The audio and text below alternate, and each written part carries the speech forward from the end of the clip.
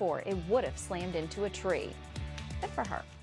Well, some former Capitol Hill staffers don't mind sharing their horror stories, but even when they don't go public with their firsthand accounts, the paper trail can tell us a lot of the story. Washington Times investigative reporter Luke Rosiak dug in. He joins us now with a glimpse at the best and worst congressional bosses. Luke, welcome. Thanks for having me. All right, let's start out with worst, because nobody wants to end up on that list. We see that on your list, though, the man who is now up to be our defense secretary, former Senator Chuck Hagel, he landed a spot. Why?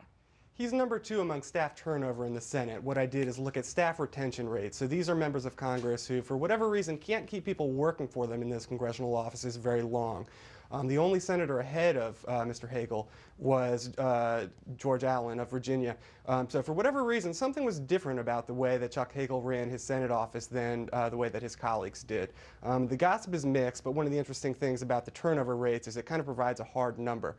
So as Mr. Hagel is seeking to be the head of the Defense Department that has some 2 million service members, it is a worthy line of questioning perhaps for the senators who are going to be confirming him about why he couldn't keep a staff of 50 running. In 2005, 20 of Chuck Hagel's 50 staffers walked out the door, left for whatever reason, which is a lot of turnover. And whether in the public or private sector, you don't want to see a lot of personnel turnover. It tends to indicate things that you don't really want. Okay, so George Allen and Chuck Hagel at the top of that list on the Senate side. Let's talk about in the House.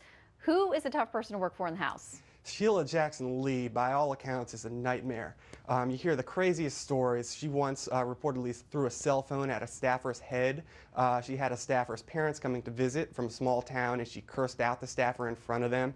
My favorite one is probably she was reportedly seen chasing her scheduler down the House hallway screaming, "You can't escape." Whoa, I don't think anyone wants to be chased by their boss screaming, "You can't escape." All right, to her, to be fair, those are, coming from people who used to work for her, but she does have that reputation on the Hill. All right, let's look at, though, who's the best person to work for. If you're applying for a job on the Hill, where do you want to work? The best member in either chamber was a guy named Jim McGovern, who's a Massachusetts Democrat in the House. And he used to be a staffer himself. That's how he got his start in politics. And I think he remembers that. He remembers what it's like to be on the other end. And he knows that staffers do a lot of the work in Congress. No member can do it by himself. And he tends to run a very low-key office. He actually asks that even interns just call him by his first name. And for whatever reason, not surprisingly, staffers like that, and it shows in the form of loyalty. And he's able to build expertise because he's not having to constantly retrain people. So you treat your staff well, they stick around, and you have expertise, and it enables you to get things done more easily on the Hill. And what about the Senate? The best member of the Senate is John Thune, the South Dakota Republican, and both of those guys had about only 1 in 10 staffers leave every year.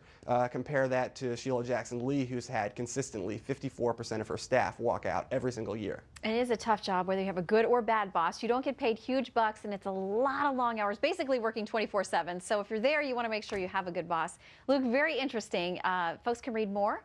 That's right. You can look up any member of Congress at washingtontimes.com/bosses. All right. Thank you very much. Thank you. Good to see you. All right. Former vice presidential hopeful and Republican Congressman Paul